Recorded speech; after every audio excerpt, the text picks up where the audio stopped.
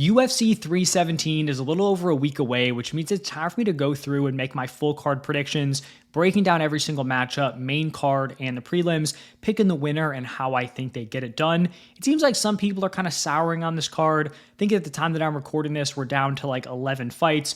The Costa fight got moved to a different pay-per-view, but I'm still pumped. I think the title fights are really high level. And then even on the prelims, you have some high-level prospects, some super interesting, fun matchups. So I do think this card is going to deliver. And let's just dive right into it here. Timestamps will be in the description if you guys want to jump around. Drop your picks down below. But we're going to be starting off with Niko Price taking on Jacobe Smith.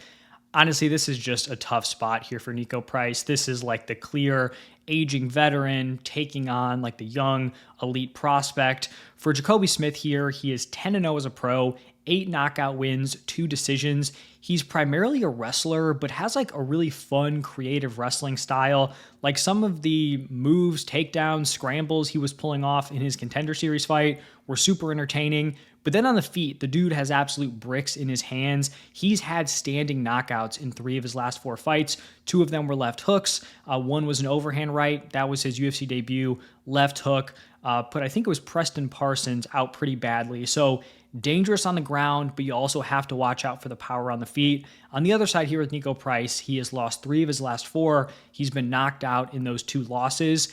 He's kind of a fun, unique, awkward fighter. If you like looked at his UFC like finish highlight reel, he's got some wacky finishes on there. He had an up kick knockout. He had a hammer fist from the bottom knockout against Randy Brown. He had a crazy comeback against Tim Means where he was just getting pieced up, rocked in the first round, ends up putting him out cold to end that round 1. So he is very dangerous, or has been dangerous, but definitely kind of on a skid as of late and hasn't actually found a finish in the octagon since 2019. In terms of his grappling, definitely has some questionable takedown defense, only at 52%. And then on the feet, there's also some issues. He is not good defensively. He absorbs 5.58 significant strikes per minute, which is very, very high. So I think Jacobe Smith is going to come in here, and I think he's going to run through Niko Price. I'm going round 1 KO. I could see him finding it on the feet. I could also see him just taking Niko Price down and beating the crap out of him down there. Either way, I think he gets him out of there in round 1 via knockout. Then we're going to be going up to heavyweight, where we have Jhonata Diniz taking on Alvin Hines.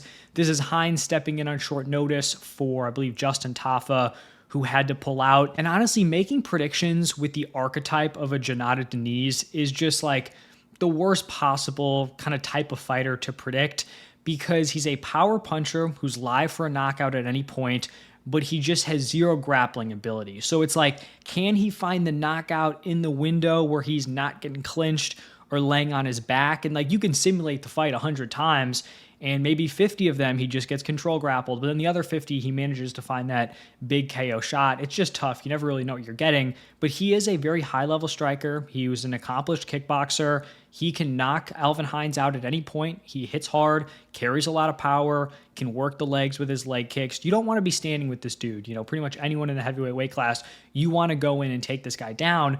But then you look at his grappling, his wrestling defense. He was brutalized on the ground by Marcin Tybura in his most recent fight. Carl Williams landed a couple of takedowns, racked up some control time. In his debut, Austin Lane took him down like 20, 30 seconds into the first round and just held him there, and then ended up getting knocked out in the second round. So like, we've seen these fights where he can get controlled and come back and still win, but we've also seen it where he can just kind of wilt, take a lot of damage, and then end up getting finished like he did against Marcin Tybura. For Alvin Hines here, he's actually kind of an interesting guy making his debut here. Not going to say he's got like any sort of crazy high potential, but like typically when you're looking at the unranked heavyweights, the guys coming in on short notice, you just got these kind of like sloppy, fat heavyweights that you know are going to go to like these boring, low volume decisions, and it's just not super fun. Hines at least has some, you know, interesting skills here. First off, he actually carries some muscle, which, you know, is a breath of fresh air for some of these heavyweights. He's not just going to go in there looking like a lard. Now, I will say it is short notice, so maybe he's not in quite as good a shape, but still, in his regional fights, looks like he's actually in pretty good condition. He actually pressures forward, has good cardio, doesn't hit super hard. He's kind of stiff on the feet, but he also doesn't load up on his shots. So he's, you know, straight punches, pressing forward, mixes in some nice leg kicks, and is also a very capable grappler, good top pressure, some decent submission skills for a heavyweight. And so it's pretty easy to see like the two paths where this fight could go. You could certainly see Jhonata Diniz going out and just sparking him, very early on. You could also see Hines get his game plan going, put on the pressure, kick the legs, look to clinch, land some takedowns, kind of just wear on Diniz, and maybe find a ground and pound finish, a submission, or just win, like a grinded out decision. My issue here with Hines, and I do think honestly on a full camp, I would strongly consider picking Hines.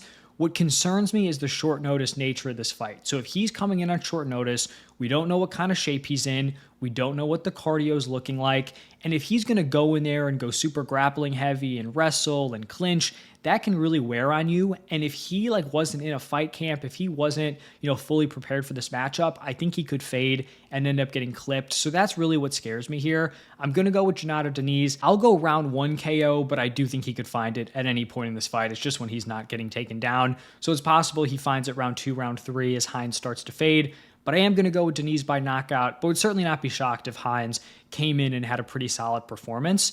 Then definitely one of the most highly anticipated matchups here. We have Payton Talbott taking on Felipe Lima. The UFC could definitely move this one higher up on the card. I think they honestly probably should. But as of right now, this is where I think it's listed. And the UFC is kind of throwing Payton Talbott to the wolves. I feel like there was some perception that they were giving him super favorable matchups. I don't really think that was the case. Even giving him Cameron Simon, at the time, Simon looked like another high-level prospect. I know he was a huge betting favorite against Raoni Barcelos, but Barcelos is really, really good. So still not an easy matchup for him. Felipe Lima is a legit high-level prospect. I think he might be one of, if not the best, prospects that's not super popular, doesn't have a ton of name value at this point, or just isn't getting a ton of steam from the casual MMA community. He is legit. 14-1 record, 27 years old. He was the Octagon Bantamweight champion. He debuted up at 145 on short notice against Muhammad Naimov, had an amazing performance, ended up submitting him in the 3rd round. Keep in mind, I think he took that on 4 days notice, and he was the one pushing the pace. He was the one who had the better cardio up a weight class.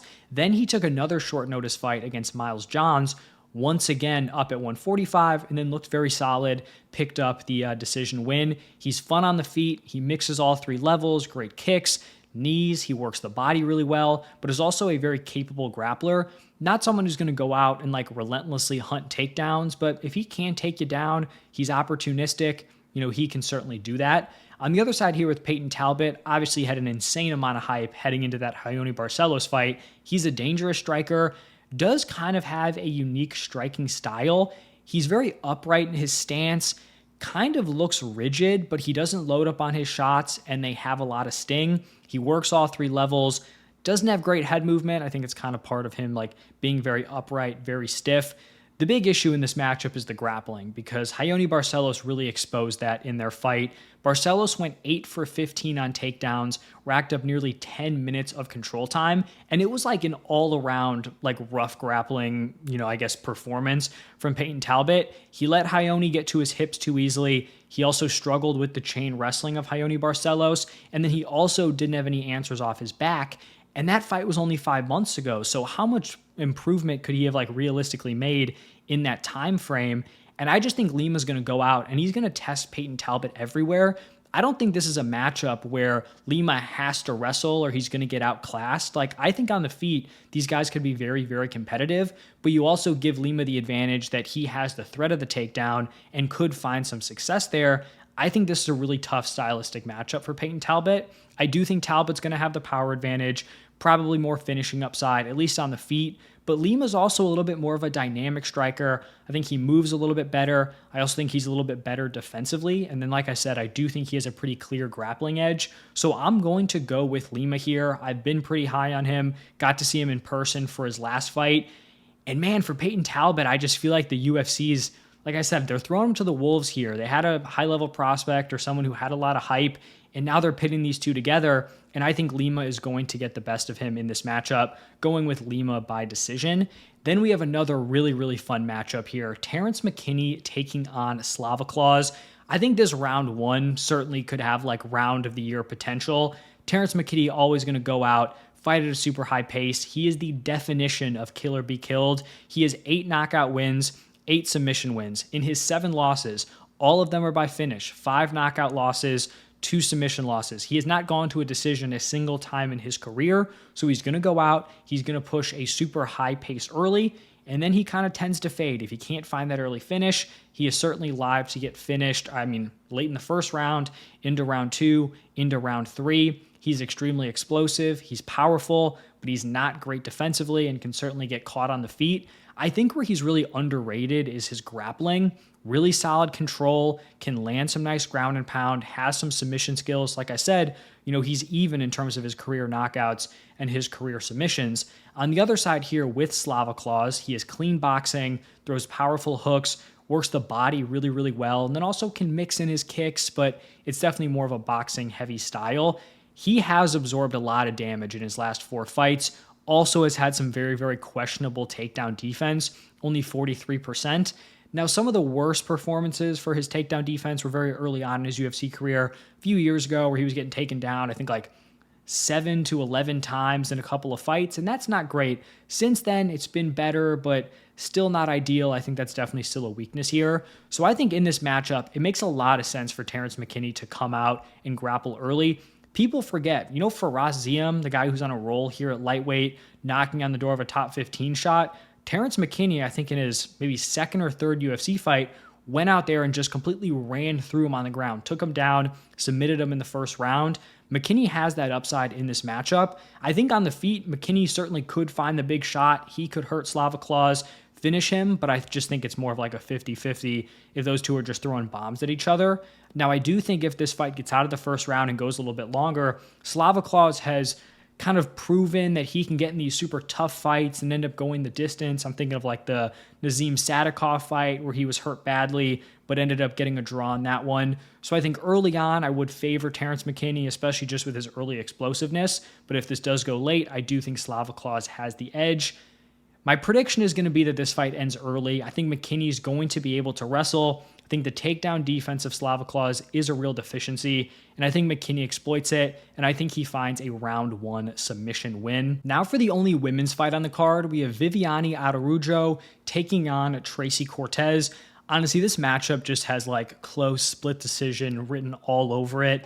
Both these women want to mix it up. Neither woman really has like that fight ending upside to really, either end the fight or just to stamp rounds. So I think you're just going to have like this back and forth fight where both are having like some minimal success in the grappling. They're both landing on the feet, but neither woman's really pulling away. For Araujo here, she is coming off an upset win against Karine Silva. She has actually been the underdog in her last 7 UFC fights and has proceeded to go 3-4 in those. So pretty impressive considering she's been expected to lose every single one of those. She's a decent grappler, 43% takedown accuracy. Not going to shoot a ton of shots, averages like 1.86 takedowns per 15 minutes. As a striker, definitely a boxing heavy striker. Can throw decent volume, but like nothing that really stands out for Araujo. For Tracy Cortez here, she is coming off her first loss in the UFC against Rose Namajunas. She's just had some issues staying active, consistently getting into the octagon. She literally has fought 1 time every single year in the UFC. So she debuted in 2019. She has 6 UFC fights so far. This is going to be number 7 here in 2025. She wants to wrestle, averages 2.1 takedowns per 15 minutes, 45% takedown accuracy. But I guess maybe surprisingly to some, does kind of have questionable takedown defense, only 62%. She's been taken down at least 2 times in each of her last 3 matchups, but she has proven some solid cardio. She won round 3 against Jasmine Jasdavicius, who's known for having great cardio for the weight class, and then she won round 5 against Rose in a fight where she was pretty clearly outclassed in, but she's going to hang in there. She can win those later rounds, not really going to fade.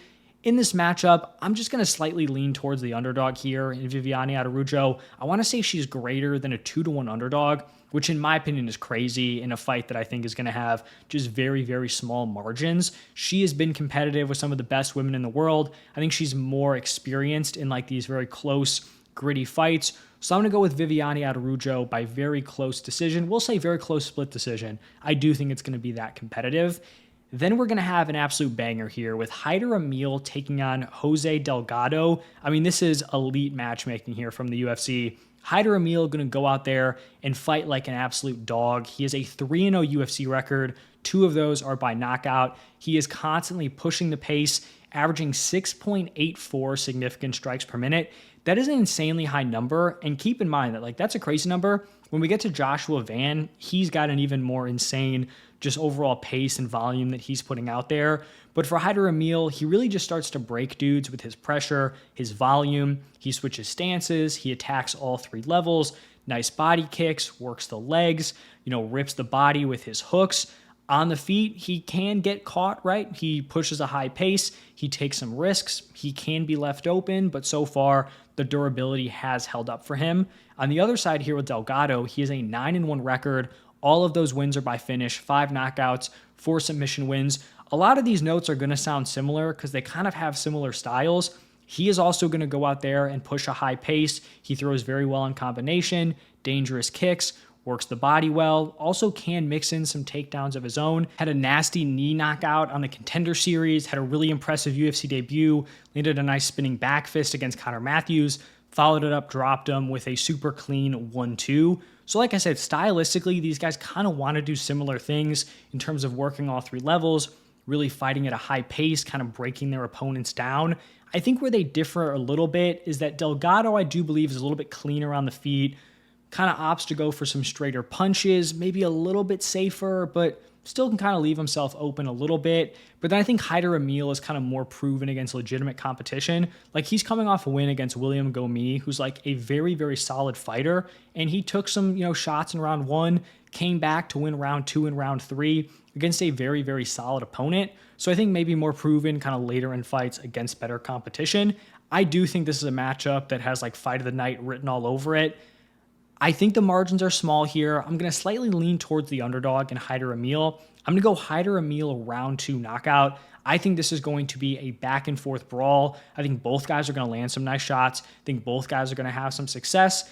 I think Hyder ends up weathering the storm and ends up finding the knockout in the second round. Then we're going to be jumping up to middleweight where we have Jack Hermansson taking on Gregory RoboCop Rodrigues. Jack Hermansson coming off a very solid win against Joe Pyfer, thought that would be some opportunity to build some momentum.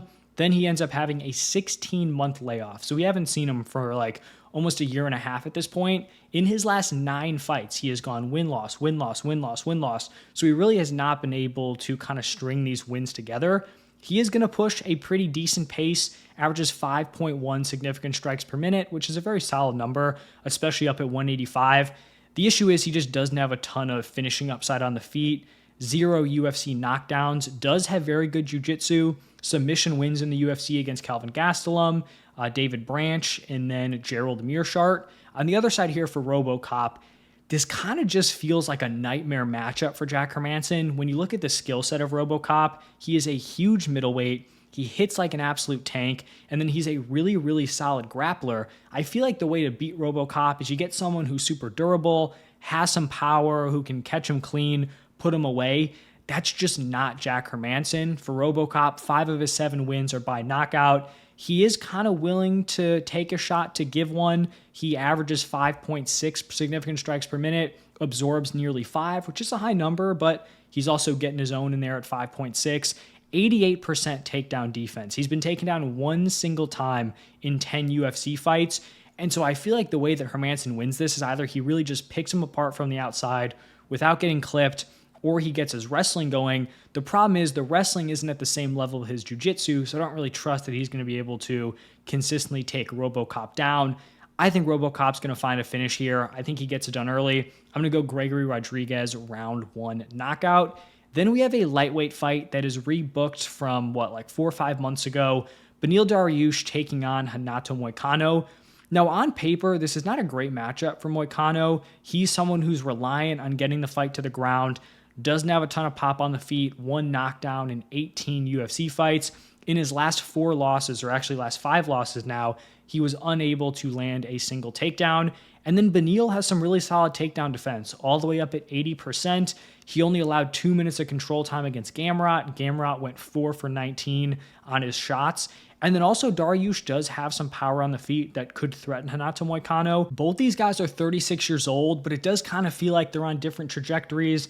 I know Renato Moicano is coming off the loss to Islam, but like really tough to put any stock into that fight. He'd been on a 4-fight win streak before that, was kind of rolling. Dariush has been knocked out in back-to-back fights, and he hasn't fought in like a year and a half. His last win was all the way back in 2022. So I think there's questions about like how diminished Dariush actually is. I know they're the same age, but in terms of like fight years, experience, like career trajectory, it does kind of seem like Dariush is winding down, whereas Moicano's kind of gaining some momentum at this point. So like, is Dariush a shell of his former self, or was it just like him going up against really high-level opponents? Because losing to Charles Oliveira and Arman Tsarukyan, like pretty much everyone in the weight class would have lost those two fights. I think this is going to be very competitive. I'm going to slightly lean towards Renato Moicano here. I'm going to pick him by decision. He has more of the momentum. I trust him a little bit more, but it is tough to like not remember that Mateusz Gamrot fight and how Gamrot really struggled to get his grappling going. However, I do think Moicano is way better in terms of actually getting that control, where if he lands a single takedown and he finds the back, like he is just going to sit on that back for the entire round, and he is going to, potentially bank a full 5 minutes there. So my pick is going to be Moicano by decision, but I do think it could be very close. Could be one of those fights where like Dariush is getting the better of it on the feet, and then Moicano gets a takedown in the second half of the round, and you're kind of weighing the strikes that Moicano landed, from the back or on top compared to the work that Dariush did on the feet. So competitive, but I will side with Moicano. Then a super fun matchup. We have Brandon Royval taking on Joshua Van. And I mean, like the Joshua Van hype train is like a rocket ship now. Like it is in full force. He is now stepping in on short notice to take on the number 1 ranked flyweight. Like he accepted this fight, I think just days after his win against Bruno Silva. And he actually opened as a 2-1 betting favorite, which I think has definitely been corrected. I think they're close to 50-50. Royval might actually be the betting favorite at this point, which I think is probably a little bit more fair, but like that really just goes to show the hype that he had going into this matchup and like the hype that he had after that Bruno Silva win. And what I think is so interesting to think about is that less than a year ago, literally not even a full year ago, Joshua Van was knocked out by Charles Johnson. He has rattled off 4 straight wins, coming off a dominant, super flashy KO performance against Bruno Silva. And the dude's awesome. Like I talked about earlier on, he pushes an insane pace, 8.2 significant strikes per minute over an 8-fight sample size. That is like unheard of volume, even for flyweight. That is just an absurd number. He is a boxing heavy style, very quick, nice jab, throws well in combination, also has very, very clean counters. But I'm definitely urging you guys to not sleep on Brandon Royval. His only losses in the last 4 years have come to the champion in Alexandre Pantoja. He's coming off of back-to-back wins against Brandon Moreno and Tetsuro Taira. Royval has elite cardio. He's not going to fade like some of the other dudes that Joshua Van has been fighting. He also fights at a very, very high pace. This is a guy who landed 145 significant strikes against Brandon Moreno. He out-volumed Moreno, who's known for having great cardio and pushing a pace. He landed 124 significant strikes against Tetsuro Taira. These are 5-rounders, but Taira racked up 12 minutes of control time, and Royval still landed 120 plus strikes. Pantoja racked up 16 minutes of control time, and Royval was still able to land 111 significant strikes. He has finishes in the UFC against Kai Kara France, Tim Elliott, Mateusz Nicolau, Matt Schnell, and he submitted Matt Schnell, so it actually counts, not a knockout like everyone else. And so he's going to go out, he's going to pepper his jab, he's going to push the pace, he's going to throw a variety of kicks, knees, elbows. He's really just going to throw everything at Joshua Van here, and he's a very solid grappler. Now, he's more opportunistic, where 9 of his 17 wins have come by sub, but he only averages 0.75 takedowns per 15 minutes, so he's very willing to strike, but if you want to engage in the grappling or you slip up, you fall down, he will capitalize on it. 75% takedown accuracy. So if you're landing 75% of your takedowns, but you're only averaging 0.75 per 15 minutes, you're clearly not shooting a ton of shots per fight. I'm expecting a very close, very competitive fight. I think it's going to be very fun. I am just going to side with the high-level experience of Brandon Royval. I like that he has the grappling edge. I'm not saying it's going to be a massive part, but if he can at least threaten to mix things up, get a little bit of control time, potentially take the back, threaten with a submission. I do think those little moments could be difference makers in this matchup. But either way, I think it's going to be an insane fight. I love the matchmaking. I know it's kind of crazy, like Van down in the rankings, but I do think it's going to be close, but I will pick Brandon Royval by decision. And now we have arrived at the co-main event, same weight class, flyweight championship. Alexandre Pantoja taking on Kai Kara-France. These are just two guys who consistently have super entertaining fights. For Pantoja, he is going for title defense number 4. And Pantoja has like all-time great control grappling, some of the best back takes we've ever seen in MMA. 4 title wins. In one of those, he had a round 2 submission win. In the 3 title wins that went to decision, he's landed 23 total takedowns with 32 minutes of control time. So that's, 75 minutes. 32 of those, he has been racking up control time, like close to half at that point. And he's not going to go out and grapple by like shooting doubles and being super wrestle heavy. He uses his pace, his pressure to find the clinch, get guys against the cage, and then he goes to work from there. He also doesn't seem to fade, where he'll fight at this super high pace. He also doesn't seem to fade in fights. Even if he's pushing a crazy high pace, there are times where it looks like he's fatigued and like everything kind of looks heavy. And then he just like finds a second or third wind and continues pushing the pressure. And we've seen in some of his close title fights, it's not like, the margins have been huge in some of these fights, like the Urseg, Moreno ones. He needed to go out there and win round 5, and he did against guys with proven cardio. Moreno especially, right? Proven 5-round high-level cardio. When you needed to win a round, Pantoja was the guy who was able to do it in the 5th. On the other side here with Kai Kara-France, he's probably the hardest hitter in the weight class, even though he's honestly probably undersized for 125. He is second all-time in the weight class with 8 knockdowns. He's coming off a KO win against Steve Urseg, and we've seen his takedown defense has been pretty solid. The last 2 grapplers he's fought have been Amir Albazi and Askar Askarov. Albazi went 1 for 9 on takedowns, racked up 6 minutes of control time in a 25-minute fight. Askarov went 2 for 14, racked up 5 minutes, which in like a 15-minute fight, not great. But overall, he did a very solid job in both of those fights. I think the problem is just that Pantoja's on a different level. You can compare, him to some of these other grapplers, but they're just not equal. Like, you look at the way Pantoja was able to have some success getting into the clinch, working with Brandon Moreno, and then you look at how Moreno just goes out and Amir Albazi has like nothing on him over 5 rounds. There's just levels here, and I think that Pantoja is probably going to show that in this matchup. Now, I do think it's going to be competitive. Just in general, like margins at flyweight are very, very small. Kai Kara-France could land a big shot. We know he has that fight-ending power. The problem is just like Pantoja's chin has just been so unbelievably solid. I want to say the only dude who's dropped him in the UFC was Davison Figueiredo, who we know just hits like an absolute tank for a flyweight. And so I do think Pantoja's going to be fine on the feet, and I think he's going to have success in the grappling department. I think he's going to get his control time. Could be live for a submission. He always is, but I think Kai Kara-France is going to be fine enough defensively that it goes the distance, but I will be picking Pantoja by decision. And then we have arrived at the main event here. Ilia Topuria taking on Charles Oliveira for the vacant lightweight title. Now, on my channel, I do have a more in-depth breakdown if you guys want to check that one out. For the shortened version, here it is. I want to say the betting odds at this point are like Ilia is a greater than 4-1 favorite. I think the last time I checked, it was Ilia at like minus 450. Now that is insane, and this is coming from someone who is very aware of how elite Ilia Topuria is. I love his style. I think he has like a stance and style that's really optimized for his build and his strength as a fighter. He has this bladed stance where he gets really into his legs. He's got like decently long arms for his height, so he's able to cover a lot. Doesn't have a huge torso, so it's really tough to like clip Ilia Topuria and hit him clean. Now with that stance, you can land some leg kicks, you can jab at him a little bit, but in terms of actually catching him and hurting him, it is going to be pretty difficult. And like, he's gone against Volk, he's gone against Holloway, he's gone against Josh Emmett, very, very solid strikers, some more powerful than others, but like really been able to come out relatively unscathed.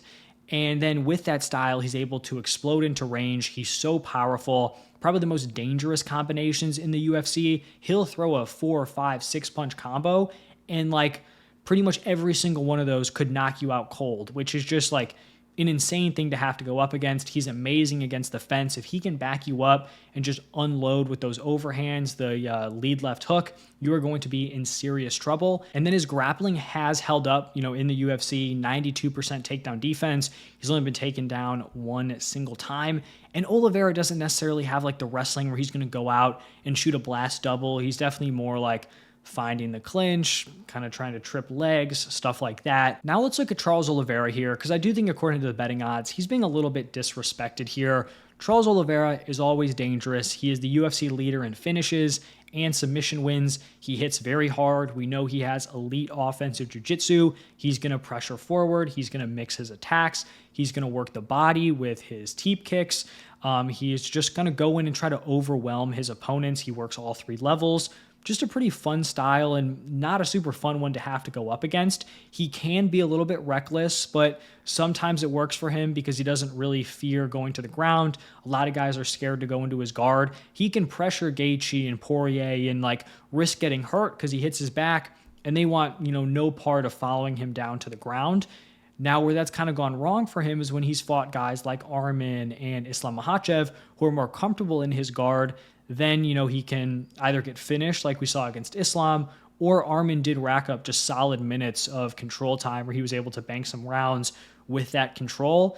He also is not super defensively responsible. So he's been hurt in 4 of his last 6 fights. He was dropped in the first round by both Dustin Poirier and Justin Gaethje.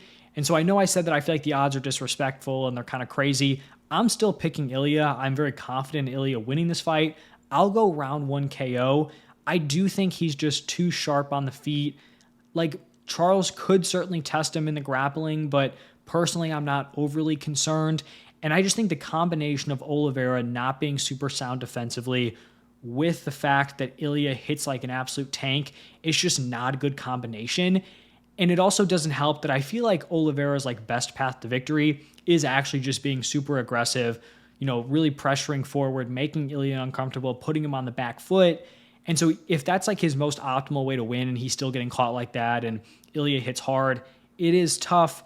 However, minus 450 I think is crazy. Like, Oliveira is going to be the noticeably bigger guy in there. Ilia, obviously he's kind of built like a tank, but he was short with a fairly short reach for featherweight. Now he's moving up to 155. And I know Oliveira was a former featherweight, but like the dude at this point is a big lightweight. He's also by far the best grappler Ilia's faced. And also, I think the most dangerous opponent in terms of his finishing upside. Like, I think Ilia fought overall, like, pound for pound better fighters in Volk and Max Holloway, but those guys don't have like the same sting and finishing upside that a guy like Oliveira does. And I think you could argue that that's like worse for Ilia, because if he's fighting these guys that really are going to struggle to really hurt him and put him away, it almost feels like a matter of time before Ilia is going to land that huge shot. It could be different if he's fighting someone that could actually go out there and realistically finish him in the first round. So I am picking Ilia. I think Ilia is going to win. I think he gets it done early, but got to put some respect on Charles. He's dangerous. He's been the champ for a reason. He has some high quality wins. And if I were to bet on this fight, I feel like I'd have to sprinkle at least a little bit on Charles Oliveira, even though I do think Ilia is going to win this one. So that is going to wrap it up for my full card predictions. Let me know your thoughts down below. Do you agree, disagree with my picks? But thank you all for stopping by, and I'll see you in the next one.